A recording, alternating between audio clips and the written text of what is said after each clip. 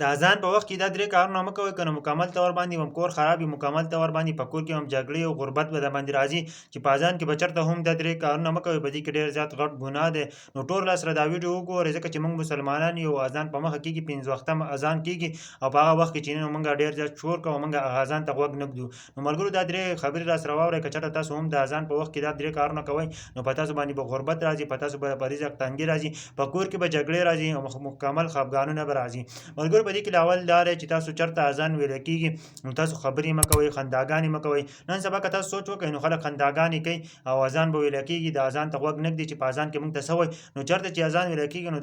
دا کار چېرته هم مه کوئ دې وجې نه ستاسو په کور کې غربت راتلی شي د رزق تنګي پکې راتللی شي نو چېرته هم دا کار مه کوئ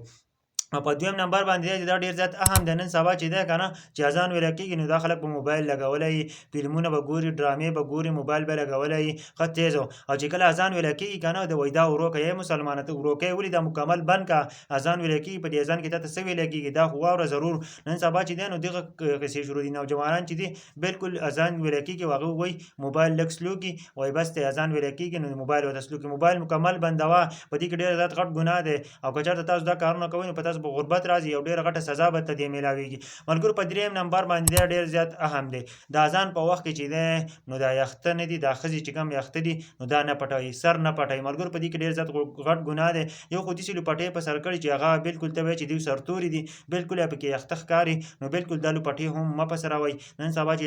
جنکۍ چې دي نو مکمل طور باندې ته به وایي چې دوی دا کپړې چې دي نو دی بالکل نه دي اغوستي بالکل به بربنډې ښکاري نو موږ ټولو ته خواست یار چې دا درې کارونه په اذان کې چېرته هم مه کوئ دا ښځې چې کومه کپړې اغوندي پکار ده چې دا ختمې کړي ځکه چې دا کومه کپړې دي نو بالکل په هغه کې ښکاري یختې پکې ښکاري نو دې کپړو اخیستو نه بیا څه ضرورت شو د دې کپړو نه نه اغوستل بیا ښه دي ملګرو چېرته هم کپړې اغوندئ نو بیا صحیح کپړې اغوندئ چې ګناه ته پکې نه میلاویږي ځکه که نه چې په دې سر چې څوک ښکاره کوي نو په هغه کې ډېر زیات غټ ګناه دی نو چېرته هم داسې کارونه مه کوئ دا درې کارونه د اذان په وخت کې چېرته هم مه کوئ که نه بیا به ته ډېره زیاته غټه ګناه میلاو شي او ډېر غټه سزا به ته میلاو شي